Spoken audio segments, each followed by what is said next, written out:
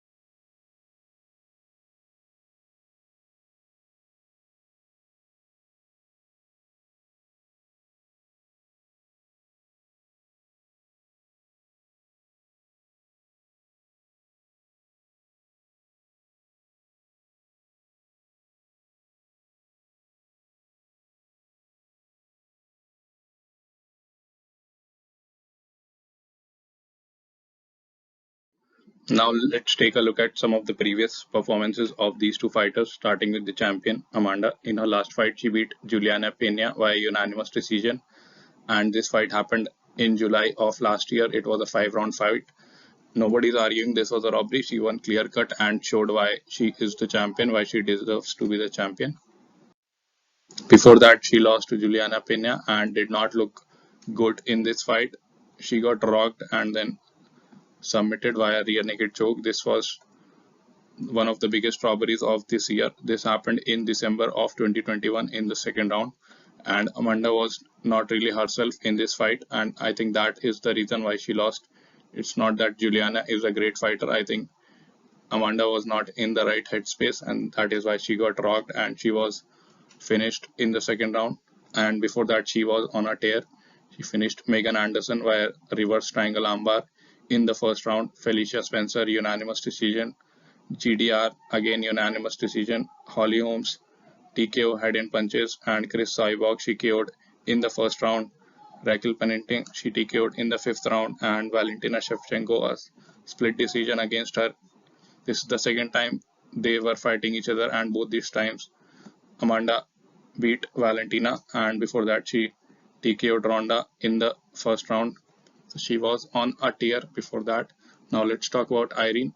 So Irene in her last fight finished Macy Chiasson via KO upkick, and this happened in the third round.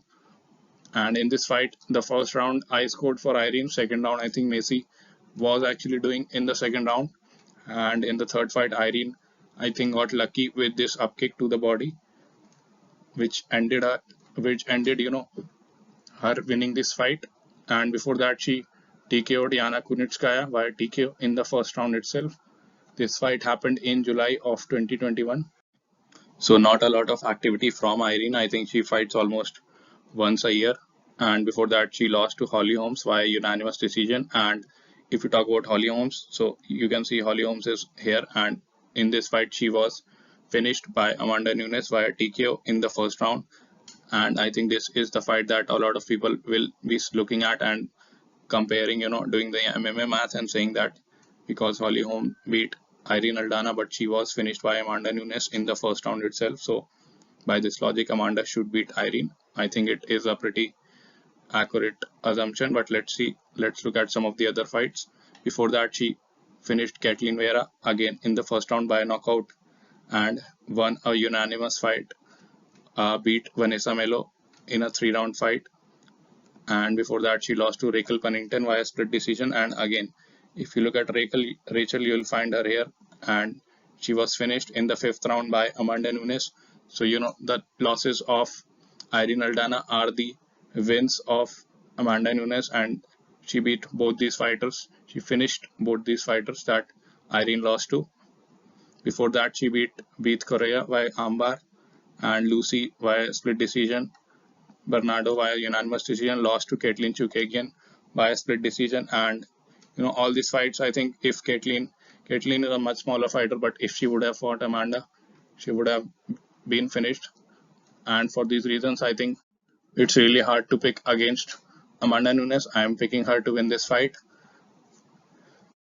However, I'll say this, that this fight is a lot closer than the Juliana Pena fight. I think Irene has better hands than Juliana, and Juliana's striking is honestly below average.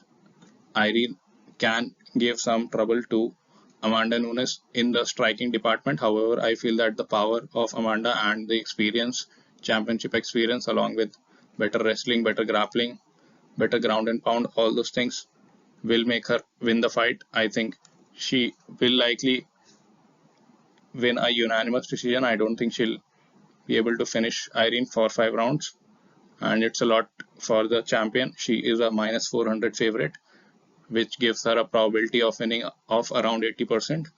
I don't think she should be a 80% favorite in this fight, but let's see. She has been a dominant champion for so long, and it's really hard to pick against Amanda. That's it for this fight. Let me know what you guys think in the comments below. I'll see you guys in the next video.